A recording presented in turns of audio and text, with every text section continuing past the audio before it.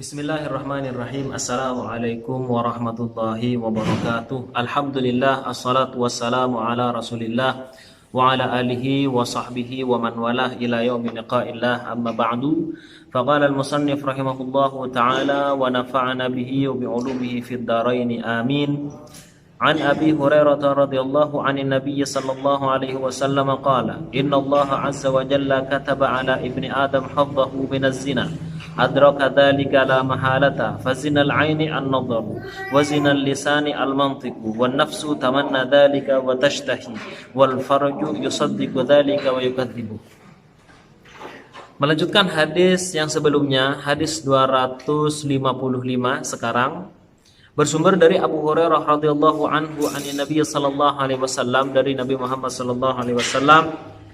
Beliau bersabda, innallaha azza wa jalla, sesungguhnya Allah subhanahu wa ta'ala, kataba ala ibni Adam, telah menetapkan kepada ibni Adam manusia, haddahu, bagiannya, minaz zina, dari perbuatan zina. Jadi yang dimaksud dengan perbuatan zina di sini adalah sesuatu yang dianggap bertentangan dengan syariat. Misalkan ada mata di mana dia diperuntukkan untuk hal-hal yang baik, kemudian dia gunakan untuk melihat hal yang diharamkan.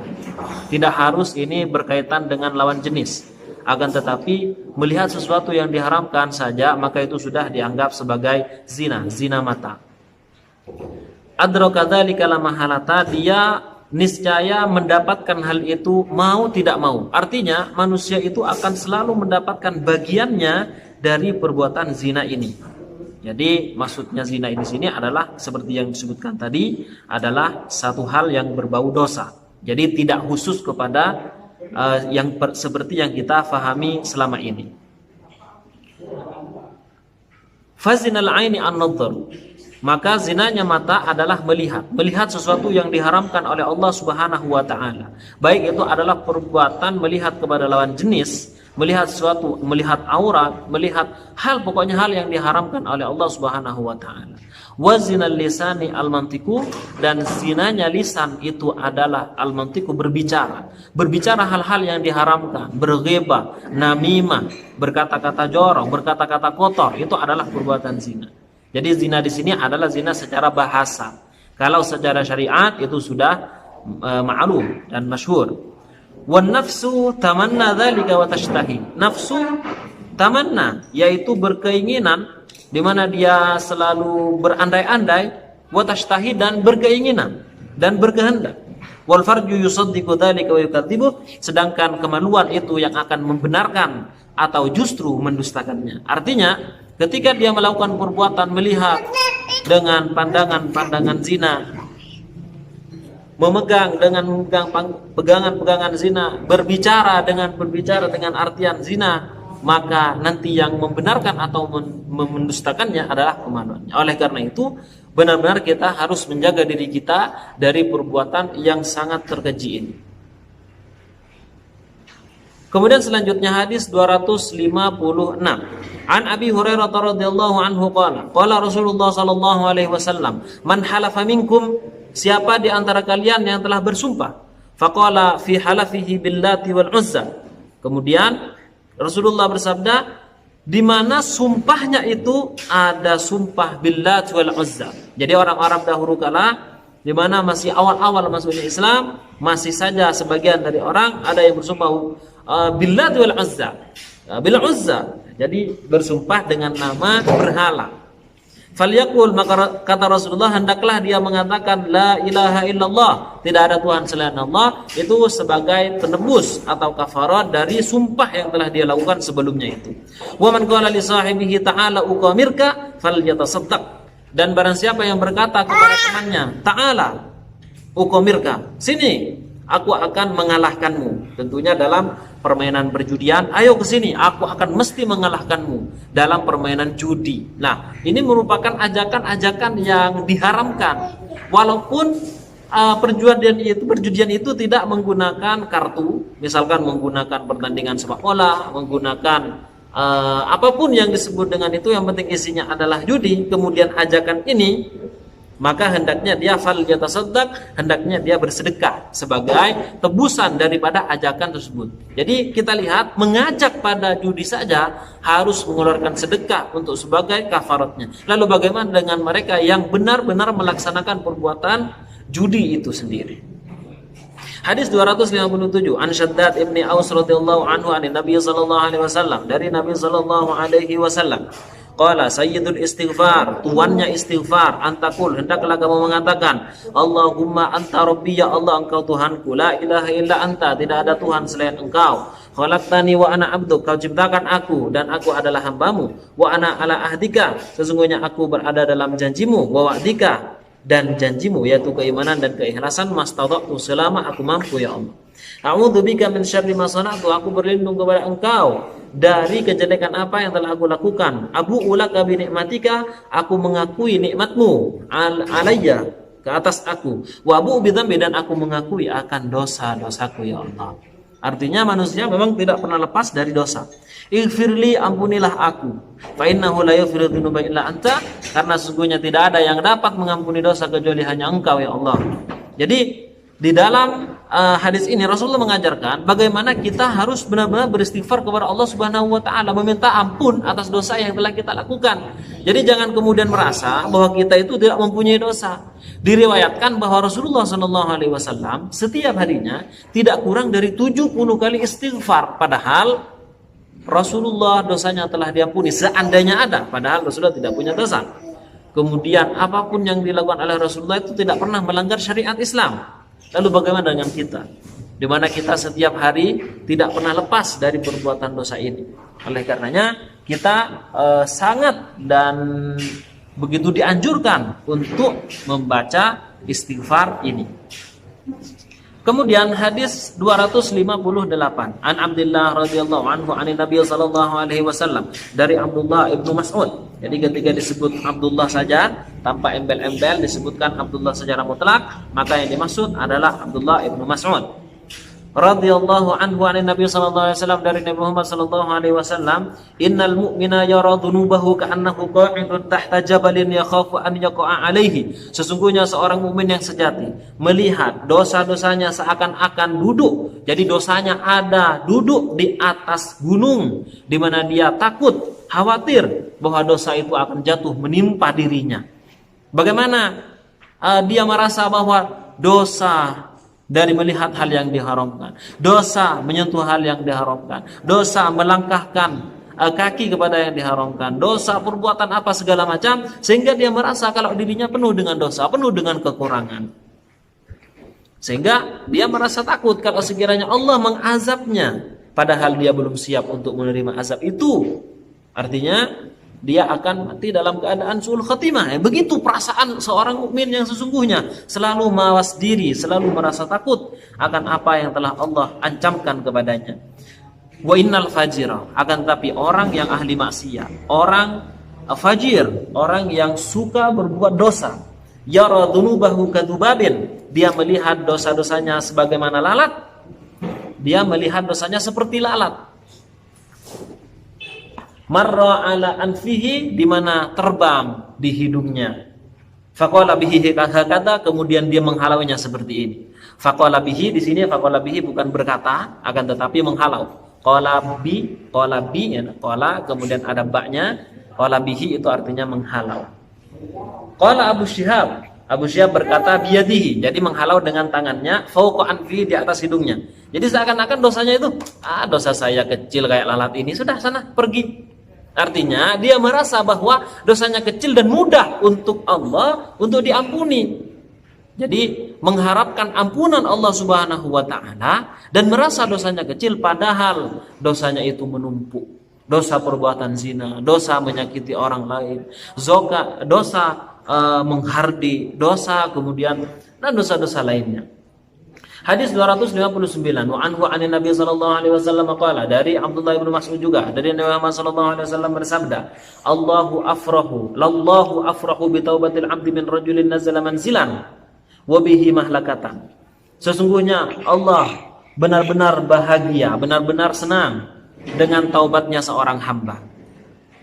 Min rajulin, dari seorang laki-laki, daripada seorang laki-laki, nazala manzilan, di mana orang itu bertempat pada satu tempat, wabihi mahlakatan, dan di dalam tempat itu ada hal yang membinasakan.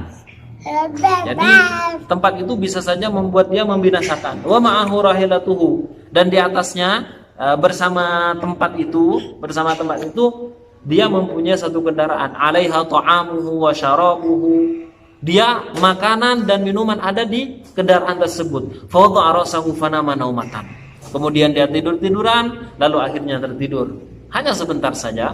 Fastayqadha, lalu kemudian dia bangun. Waqad dhahabat rahilatuhu, ternyata tunggangannya sudah lari. Hatta ishtadda alaihi al-harru wal 'atshu, sampai-sampai panas sangat menyengat, begitu juga haus begitu melekat di kerongkongannya. Oh masya Allah, atau keadaan yang benar-benar mencekam. Kendaraannya kabur. Di sini misalkan seperti hewan ya, keledai, kuda ataupun onta. Dia cari kemana-mana nggak ketemu, sampai panas haus banget. Sehingga akhirnya qala arji'u ila makani. Sudahlah, dia putus asa, aku pulang kepada tempatku. Faraja'a fanama naumatan, kemudian dia pulang, dia mengantuk, capek, akhirnya tertidur. Kemudian setelah itu thumma rafa'a rasahu, kemudian dia angkat wajahnya, angkat kepalanya, artinya bangun. Fa idza rahilatuhu indahu, ternyata kendaraannya sudah ada di sampingnya. Nah, bagaimana perasaan kebahagiaan orang ini? Sangat bahagia. Tadi dia sudah putus asa bahwa makanan, minuman sudah dibawa pergi oleh kendaraannya dan barangkali sudah diambil oleh orang lain. Akan tetapi ternyata Allah mengembalikan hewan inilah. Allah lebih bahagia, lebih senang, lebih suka, lebih ridha kepada orang yang ahli maksiat namun dia mau untuk bertaubat kepada Allah Subhanahu wa taala daripada orang ini. Makanya kita tahu at-taib minadz dzambi kaman la dzamba lahu, bahwa orang yang bertaubat daripada dosa, dia itu seakan-akan tidak mempunyai dosa, sebagaimana anak kecil, asalkan taubatnya benar-benar dan bukan hanya senda gurau, permainan belaka. Jadi seperti itu. Yang perlu diketahui juga bahwa Allah akan menerima taubatnya seorang hamba selama orang itu belum mati, belum nazak, belum sakarat. Makanya dalam sebuah hadisnya Rasul bersabda, innallaha yaqbalu taubatal 'abdi ma lam yughargir, bahwasanya Allah itu menerima taubatnya seorang hamba selama nyawa belum ada di kerongkongan. Kita lanjutkan hadis 260. An Nabi Musa radhiyallahu anhu an Nabi sallallahu alaihi wasallam, dari Abu Musa radhiyallahu anhu dari Nabi Muhammad sallallahu alaihi wasallam, mathalul ladzi yadhkuru rabbah, perumpamaan orang yang mengingat Tuhannya, walladzi la yadhkuru, dan orang yang tidak mengingat Allah. Mathalul hayyi wal mayyit, itu perumpamaannya laksana orang hidup dan orang mati. Bagaimana orang yang hidup? Dia bermanfaat kepada orang lainnya. Dia bisa menghibur orang lain. Dia bisa idkhalus surur kepada orang lain, bermanfaat.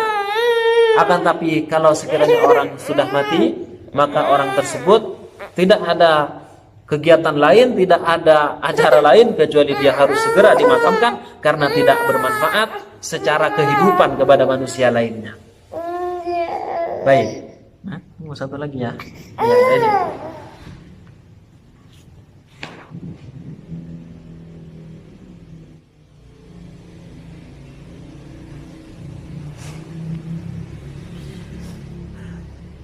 An Ubadah bin As-Samit radhiyallahu anhu an Nabi sallallahu alaihi wasallam, dari Ubadah bin As-Samit radhiyallahu anhu dari Nabi Muhammad sallallahu alaihi wasallam, qala, beliau bersabda, man ahabba liqa Allah ahabbahu Allahu liqa'ah. Barang siapa yang menyukai untuk bertemu Allah, barang siapa berharap untuk bertemu dengan Allah, maka Allah juga akan berharap bertemu dengan orang tersebut.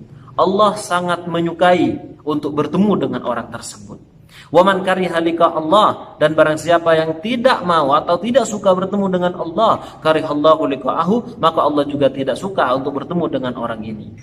Bagaimana kemudian ada orang yang ingin bertemu dengan Allah dan ada orang yang tidak ingin bertemu dengan Allah?